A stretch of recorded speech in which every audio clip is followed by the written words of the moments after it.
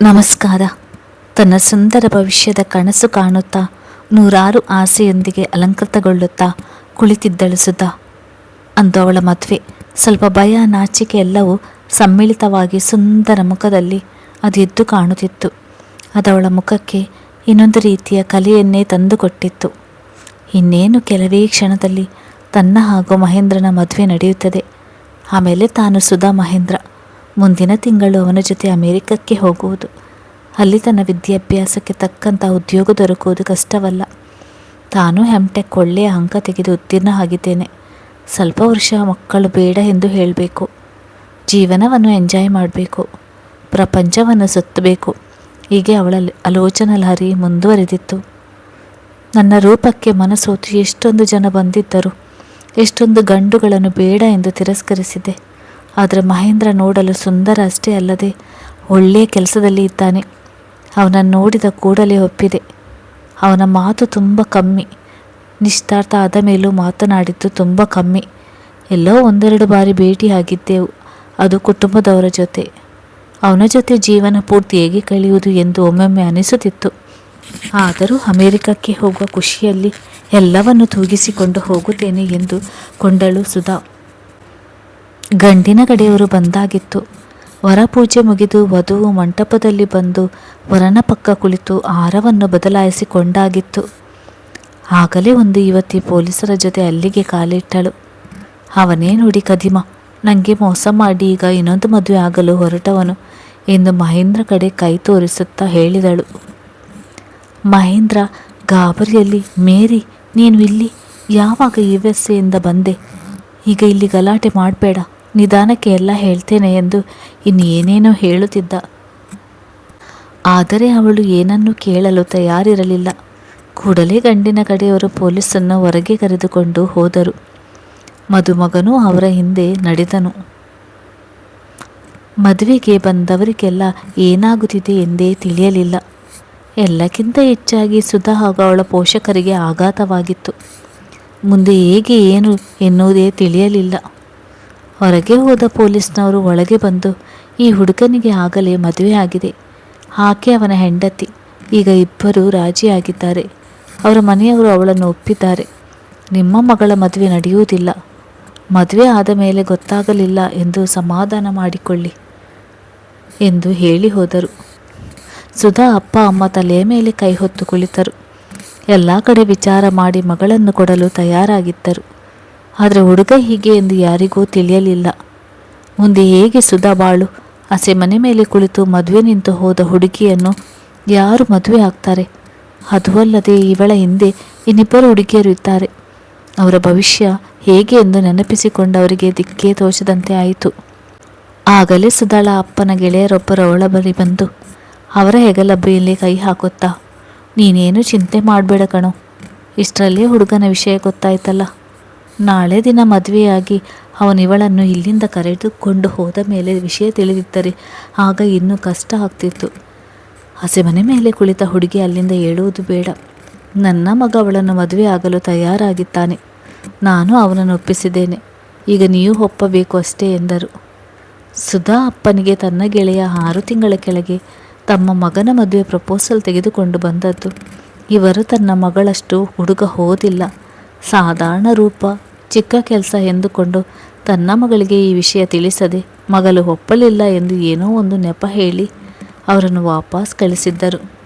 ಈಗ ಇಷ್ಟೆಲ್ಲ ಆದರೂ ಮತ್ತೆ ಬಂದು ತನ್ನನ್ನು ಸಾಂತ್ವನಿಸಿದಲ್ಲದೆ ಸುಧಾಳ ಬಾಳು ಹಾಳಾಗಬಾರ್ದೆಂದು ತಮ್ಮ ಮಗನನ್ನು ಕೊಟ್ಟು ಮದುವೆ ಮಾಡಲು ನೋಡುತ್ತಿದ್ದಾರೆ. ಎಂಥ ಗೆಳೆಯ, ನನ್ನ ಕಷ್ಟ ಕಾಲದಲ್ಲಿ ನನ್ನ ಸಹಾಯಕ್ಕೆ ನಿಂತಿದ್ದಾನೆ ಎಂದು ಅಂದುಕೊಂಡರು. ಕೂಡಲೇ ತಮ್ಮ ಧರ್ಮಪತ್ನಿಗೆ ವಿಷಯ ತಿಳಿಸಿ ಹೇಗಾದರೂ ಸುಧಾಳನ್ನು ಒಪ್ಪಿಸಲು ಹೇಳಿದರು. ಇನ್ನು ಹಸೆಮನೆ ಮೇಲೆ ಬಂಕಾಗಿ ಕುಳಿತಿದ್ದ ಸುಧಾ ಬಳಿಗೆ ತೆರಳಿ, ಅವಳ ಅಮ್ಮ, ಮಗಳೇ, ನಾನು ಹೇಳಿದಾಗೆ ಕೇಳುವೆಂದು ಭಾಷೆ ಕೊಡು ಎಂದರು. ಅವಳು ಏನೊಂದೂ ಮಾತನಾಡಲಿಲ್ಲ. ಅವಳ ಕೈಯನ್ನು ತಮ್ಮ ತಲೆ ಮೇಲೆ ಇಟ್ಟುಕೊಂಡು, ಈಗ ನಾನು ಹೇಳಿದಾಗೆ ಕೇಳಲೇಬೇಕು, ನನ್ನ ಮೇಲೆ ಆಣೆ ಎಂದರು. ಅವಳ ಅಮ್ಮ ನಾನು ಏನು ಎಂಬಂತೆ ನೋಡುತ್ತಾ ಕುಳಿತಿದ್ದಳು. ಈಗ ಮಹೇಶ್ನ ಕೈಯಲ್ಲಿ ತಾಳಿ ಕಟ್ಟಿಸಿಕೊಂಡು, ನಮ್ಮ ಮಾನವನ್ನು ಉಳಿಸಮ್ಮ, ಇಂದು ನೀನು ಮದುವೆ ಆಗದೆ ಇಲ್ಲಿಂದ ಎದ್ದರೆ ನಾಳೆ ದಿನ ನಿನ್ನ ಮದುವೆ ಆಗುವುದು ಕಷ್ಟ ಇದೆ. ನಿನ್ನ ಬೆನ್ನಿಗೆ ನಿನ್ನ ತಂಗಿಯರು ಇದ್ದಾರೆ, ದಯವಿಟ್ಟು ಇದೊಂದು ಮಾತನ್ನು ನಡೆಸಿಕೊಡು ಎಂದು ಬೇಡಿಕೊಂಡರು.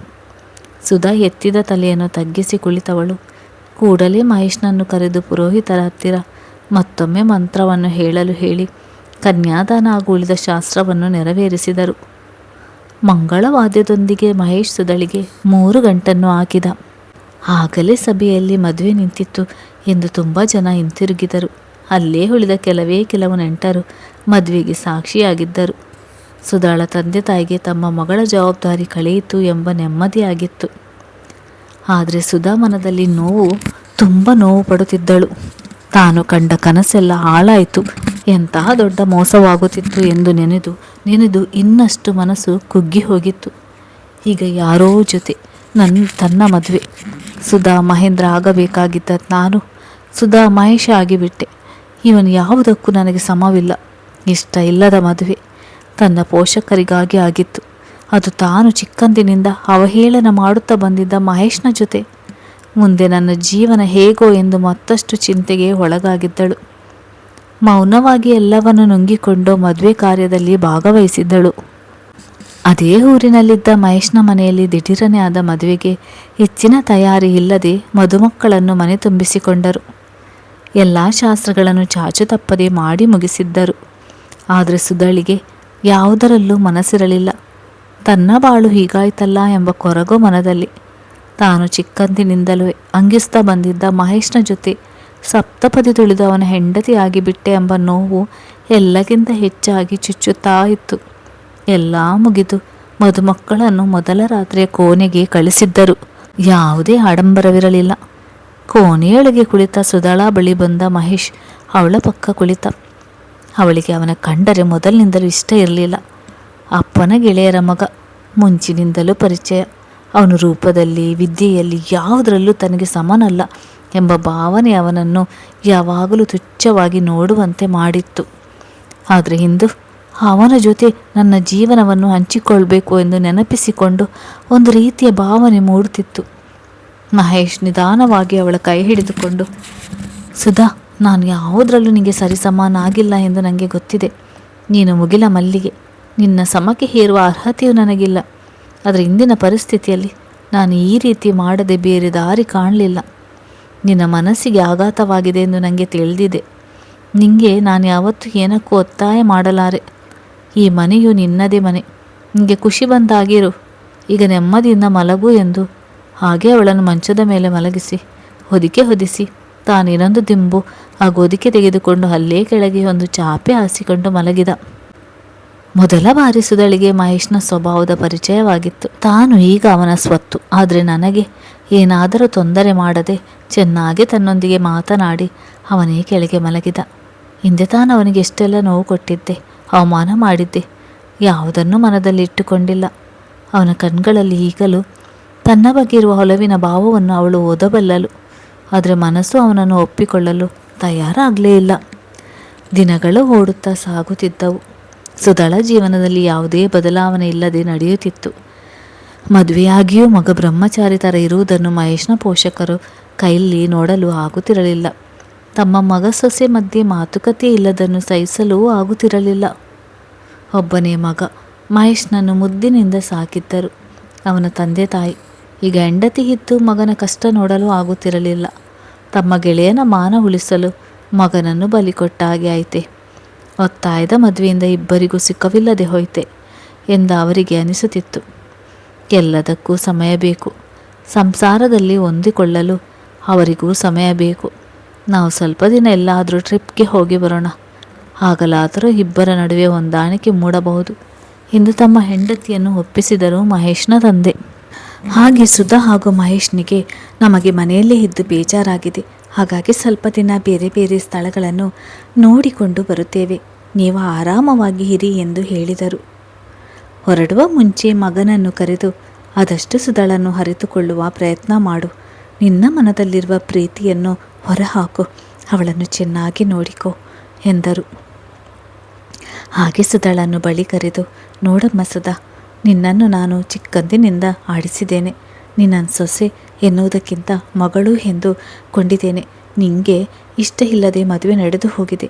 ಆದರೆ ಈಗ ಸಿಕ್ಕಿರುವ ಜೀವನವನ್ನು ಸಂತೋಷದಿಂದ ಹೊಂದಿಕೊಂಡು ಅನುಭವಿಸು. ನನ್ನ ಮಗನನ್ನು ಚಿಕ್ಕಂದಿನಿಂದ ನೋಡಿದ್ದೀಯಾ, ಯಾವುದೇ ಕೆಟ್ಟ ಅಭ್ಯಾಸ ಇಲ್ಲ, ತುಂಬ ಮೃದು ಸ್ವಭಾವದವನು. ನಿನಗೆ ಅವನ ಮೇಲೆ ಯಾವ ವ್ಯಾಮೋಹ ಇಲ್ಲ ಎಂದು ನನಗೆ ಗೊತ್ತಿದೆ. ಆದರೆ ನೀವೀಗ ದಂಪತಿಗಳು, ಸಂಸಾರದಲ್ಲಿ ಒಬ್ಬರನ್ನೊಬ್ಬರು ಅರಿತುಕೊಂಡು ಸಂಸಾರವನ್ನು ತೂಗಿಸಿಕೊಂಡು ಹೋಗಬೇಕು.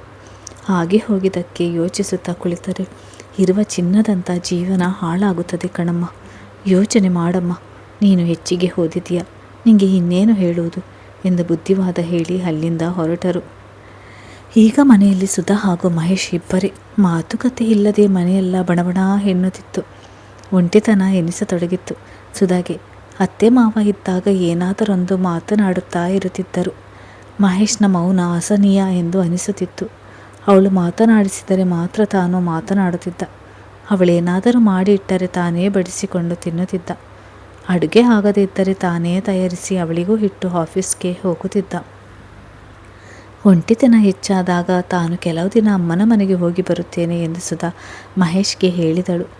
ಅವನೇ ಅವಳನ್ನು ಕರೆದುಕೊಂಡು ಹೋಗಿ ಅದೇ ಊರಿನಲ್ಲಿ ಇದ್ದ ಅವಳ ಅಮ್ಮನ ಮನೆಗೆ ಬಿಟ್ಟು ಬಂದಿದ್ದ. ಅಮ್ಮನ ಮನೆಯಲ್ಲಿ 2 ದಿನ ಚೆನ್ನಾಗಿ ಕಳೆಯಿತು. ಸೂಕ್ಷ್ಮವಾಗಿ ಮಗಳನ್ನು ಗಮನಿಸಿದ ಅವಳ ತಾಯಿ ಇರುವ ವಿಚಾರವನ್ನು ಅವಳಿಂದ ಬಾಯಿ ಬಿಡಿಸಿದ್ದರು. ನಂತರ ಅವಳನ್ನು ಕೂರಿಸಿಕೊಂಡು ಬುದ್ಧಿವಾದ ಹೇಳಿದರು. ಮಗಳೇ, ನಿನಗೆ ಈ ಮದುವೆ ಅಸಮಾಧಾನ ತಂದಿದೆ ಎಂದು ತಿಳಿದಿದೆ. ಆದರೆ ಪರಿಸ್ಥಿತಿ ಆಗಿತ್ತು. ಆಗ ಮಹೇಶ್ ದೊಡ್ಡ ಮನಸ್ಸು ಮಾಡಿ ನಿನ್ನನ್ನು ಮದುವೆಯಾದ. ಒಳ್ಳೆಯ ಹುಡುಗ ಅವನು. ಚಿಕ್ಕಂದಿನಿಂದ ನಮ್ಮ ಕಣ್ಣೆದುರೇ ಬೆಳೆದ ಹುಡುಗ. ನಿನ್ನಷ್ಟು ಓದಿಲ್ಲದೆ ಇರಬಹುದು, ನಿನ್ನ ಸೌಂದರ್ಯಕ್ಕೆ ಸಮ ಇಲ್ಲದೆ ಇರಬಹುದು, ಆದರೆ ಅವನ ಗುಣ ತುಂಬ ಒಳ್ಳೆಯದು ಕಣೆ. ಸಂಸಾರದಲ್ಲಿ ರೂಪ ಮುಖ್ಯ ಅಲ್ವೇ ಅಲ್ಲ. ಈ ರೂಪ ಈಗ ಇರುತ್ತೆ, ವಯಸ್ಸು ಕಳೆದಂತೆ ಹೋಗುತ್ತಾ ಬರುತ್ತೆ. ವಿದ್ಯೆಯೂ ಕೂಡ. ಸಂಸಾರ ನಡೆಸಲು ಯಾವುದೇ ತೊಡಕಾಗುವುದಿಲ್ಲ. ಸಂಸಾರದಲ್ಲಿ ಬೇಕಾಗುವುದು ಹೊಂದಿಕೊಂಡು ಹೋಗುವ ಗುಣ. ಒಬ್ಬರನ್ನೊಬ್ಬರು ಅರಿತುಕೊಂಡು ಜೀವನ ಸಾಗಿಸಬೇಕು. ನಿನ್ನ ಕೈನಲ್ಲಿರುವ ಚಿನ್ನದಂಥ ನಿನ್ನ ಜೀವನವನ್ನು ನೀನೇ ಚೆನ್ನಾಗಿ ಕಾಪಾಡಿಕೊಳ್ಬೇಕು. ಅದನ್ನು ನೀನೇ ನಿನ್ನ ಕೈಯಾರೆ ಹಾಳು ಮಾಡಿಕೊಳ್ಳಬೇಡ ಎಂದರು. ಏನೋ ಯೋಚಿಸ್ತಾ ಇದ್ದ ಸುಧಾಳಿಗೆ ಅವಳ ತಾಯಿ ಮತ್ತೆ ಹೇಳಿದರು. ನೋಡು ಸುಧಾ, ನನ್ನ ಜೀವನ ನಿನಗೆ ತಿಳಿಯದ ಒಂದು ಸತ್ಯ ಹೇಳ್ತೇನೆ ಕೇಳು. ನಾನು ನಿಮ್ಮ ಅಪ್ಪನನ್ನು ಮದುವೆ ಆಗುವ ಮುಂಚೆ ಯಾರನ್ನೋ ಪ್ರೀತಿಸಿದ್ದೆ. ಆಗ ಮದುವೆಗೆ ಮನೆಯವರ ಒಪ್ಪಿಗೆ ಸಿಗಲೇ ಇಲ್ಲ. ಅವನು ನಮ್ಮ ವರ್ಗಕ್ಕೆ ಸೇರಿದವನೂ ಅಲ್ಲ ಎಂದು. ಅಂದಿನ ಕಾಲಕ್ಕೆ ದೊಡ್ಡ ಗಲಾಟೆ ಆಗಿತ್ತು. ಮನೆಯವರೆಲ್ಲ ಒತ್ತಾಯ ಮಾಡಿ ನಿನ್ನ ಅಪ್ಪನ ಜೊತೆ ನನ್ನ ಮದುವೆ ಮಾಡಿದರು. ಮದುವೆ ಆದ ಮೇಲೂ ನನಗೆ ಹೊಂದಿಕೊಳ್ಳಲು ತುಂಬ ಸಮಯ ಹಿಡಿದಿತ್ತು. ಅವರು ನನ್ನಷ್ಟು ಓದಿರಲಿಲ್ಲ, ಸಾಧಾರಣ ರೂಪ. ಆದರೆ ಅವರ ಗುಣದ ಮುಂದೆ ಉಳಿದೆಲ್ಲವೂ ನಗಣ್ಯ ಎಂದು ಅನಿಸಿತು ನನಗೆ. ನಿನ್ನ ಅಪ್ಪ ನನ್ನ ಎಲ್ಲ ವಿಚಾರ ತಿಳಿದು ತಾಳ್ಮೆ ಸಂಯಮದಿಂದ ನನ್ನ ಮನಸ್ಸನ್ನು ಗೆದ್ದರು. ಈಗ ಅವರನ್ನು ಪಡೆದ ನಾನೇ ಪುಣ್ಯವಂತೆ ಎಂದು ಅನಿಸ್ತಿದೆ. ಮಹೇಶ್ ಒಳ್ಳೆಯ ಹುಡುಗ, ಅವನನ್ನು ಅರಿತುಕೋ. ಸ್ವಲ್ಪ ಸುಧಾರಿಸಿಕೊಂಡು ಅವನನ್ನು ಅನುಸರಿಸಿಕೊಂಡು ಹೋದರೆ ನಿನ್ನ ಸಂಸಾರ ಸುಂದರವಾಗಿ ಇರುತ್ತದೆ ಎಂದು ಹೇಳಿದರು. ಮತ್ತೊಂದು ದಿನ ತಾಯಿ ಮನೆಯಲ್ಲಿ ಇದ್ದು ಹಿಂತಿರುಗಿದಳು ಸುಧಾ. ಕಿವಿಯಲ್ಲಿ ತಾಯಿ ಹೇಳಿದ ಮಾತೇ ಮತ್ತೆ ಮತ್ತೆ ಕೇಳಿದಂತೆ ಆಗುತ್ತಿತ್ತು.